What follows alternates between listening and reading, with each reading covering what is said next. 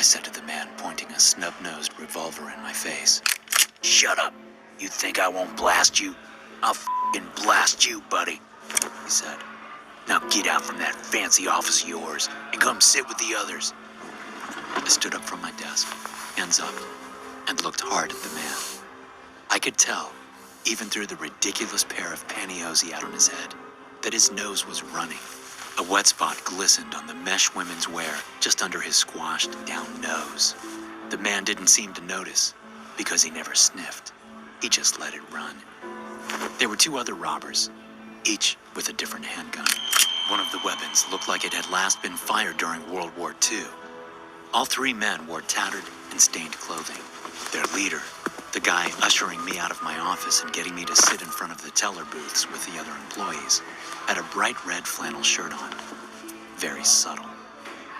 If these men had been professionals, I would have thought that the ratty clothes and even the heavy smell of body odor emanating from them were parts of their disguises. But the fact that they were robbing this bank told me that they weren't pros. Pros would know to stay away from this bank. No, these men were desperate addicts. They were about to get a very rude awakening. Who's the manager? The leader said. I raised my hand. Get up, he said, even though he'd just made me sit down. I got up. Is there anyone else here? He asked. That depends. You mean employees? I asked. Don't f***ing get smart with me, Mr. Manager. Employees, customers, your f***ing whore of a daughter. Is there anyone else here? I don't have a daughter. The man's eyes shifted behind the pantyhose. His two buddies were fidgeting behind him, knowing that this was getting out of control. I didn't want to push them too far, not yet. I looked around at everyone. No, I don't believe there's anyone else here. Unless a customer ran in the back when you fellas came in.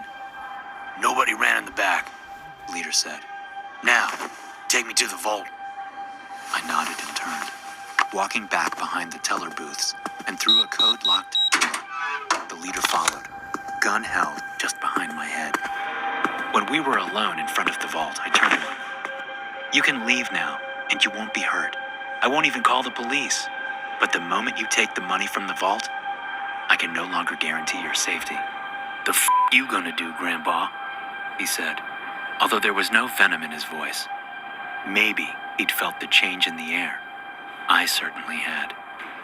This is the ATC Savings and Loan, I said.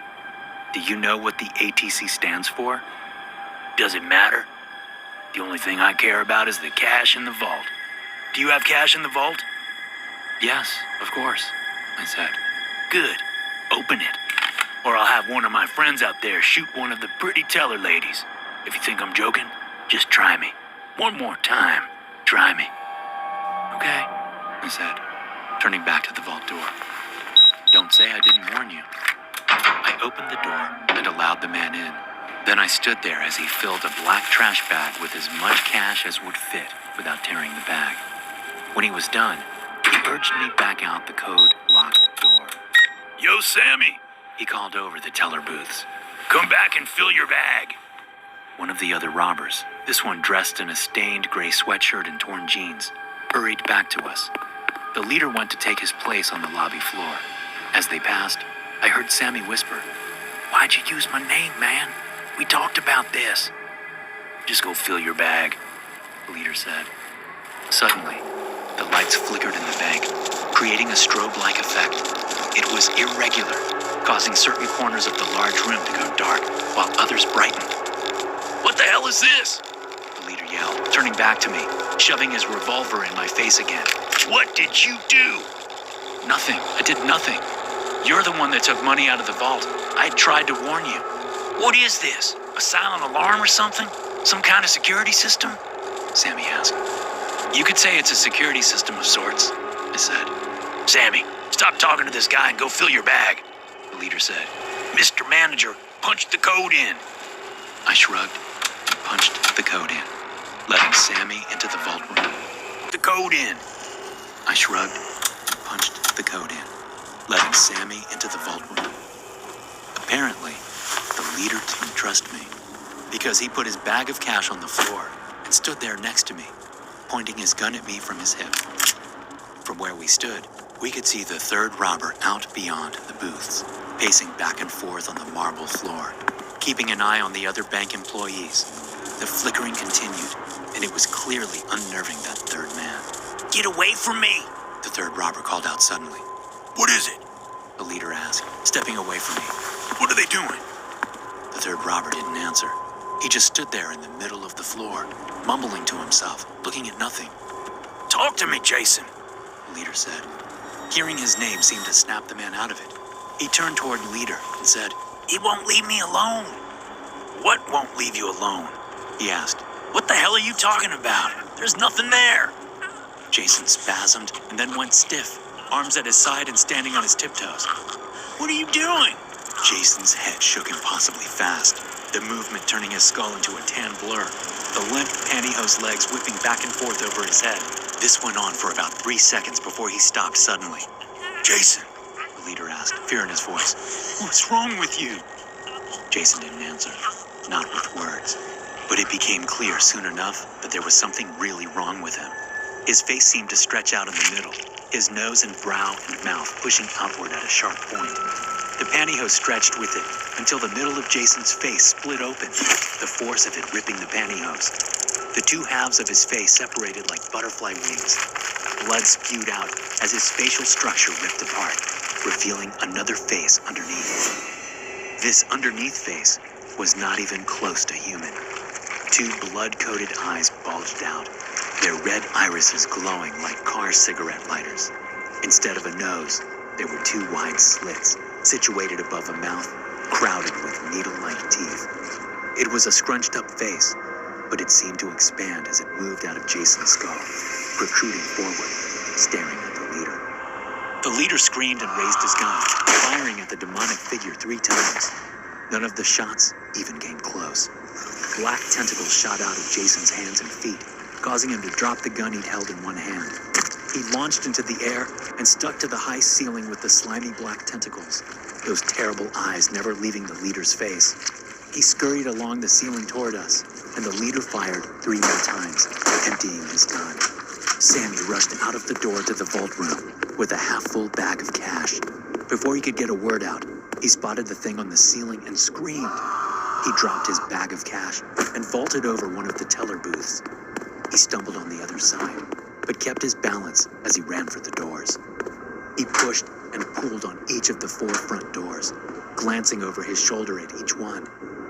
Meanwhile, the leader took off, leaving his own bag of cash behind. He joined his friend at the doors, but none of them would open. When they realized that there was no way out, at least not there, they turned around. What had once been Jason scurried along the ceiling toward the 2 men, who stared up at him in shock. The demon dropped down onto Sammy, clamping onto the man's face with those needle-like teeth, wrapping his limbs with those black tentacles. The leader backed away slowly, as if afraid a quick movement would bring the demon's attention to him. Sammy screamed as much as he could before the creature ripped off his face with its mouth. It then pulled all of Sammy's limbs off at once with its powerful tentacles. The leader ran back into the middle of the lobby, scooping up the gun Jason had dropped during his transformation.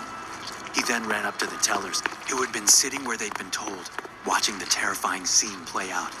He yanked a pretty girl named Selena up from the floor, putting the barrel of Jason's old Ruger pistol to her head. Let me out of here, man. He said to me. Keep that thing away from me. Still standing behind the teller booths, I looked beyond him to see the demon tearing Sammy apart, bit by bit. I don't think you need to worry about that one for a little while, I said, coming around from behind the booths, a small smile on my face. Just let me out, man. I'm not taking any of your money. It's all in those bags back there. It's too late, I said. I gave you ample opportunity to leave, but you didn't. You did this to yourself. Just let me go, or I'll kill her, he said. If he had noticed Selena's utter calmness and the blank expression on her face, he didn't show it. I smiled wider. Have you figured out what ATC stands for? Or what makes this bank different from other ones? Just cut this shit, man, he said. I'll kill her. I swear to God I will. that made me smile even wider. Swearing to God will do you no good here, not in this place. This is the Antichrist Savings and Loan.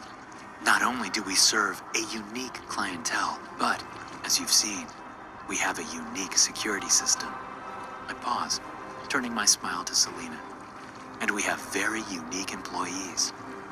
The leader's face fell under the ridiculous pantyhose mask, and his gaze went from me to Selena. The pretty young woman's head twisted impossibly around to look at the leader, giving him her best "Welcome to ATC Savings and Loan" smile. But her smile didn't stop. It kept going, stretching up past her temples while Leader stood there in horror. His left hand still on her shoulder, right hand still holding the seemingly forgotten gun. Selena's face hinged open where the gruesome smile stopped at her forehead. Her human face flipped up, revealing a spiral of undulating teeth behind it. Since her body was still facing the other way, her arms shot backward, grabbing the leader and pulling him into an embrace against her back. He screamed and struggled as that gaping maw of moving teeth settled on his face like a buzzsaw. When she was done with him, she let his headless body fall to the floor, then untwisted her head and popped her arms back into their normal sockets. "Great job, everyone," I said. "Lots of excitement for one day. But we still have a bank to run. Let's get this cleaned up." The employees got to work cleaning up the messes. I watched with the pride of a man who knows how to run a well-oiled team. "Oh, and before I forget," I said, "the Dark Lord has graced us with another excellent addition to our team. Let's welcome him with warm wishes of more carnage to come." Everyone paused what they were doing to welcome the demon who had inhabited Jason's body. The demon stopped gorging itself on Sammy's left leg to wave a tentacle in thanks.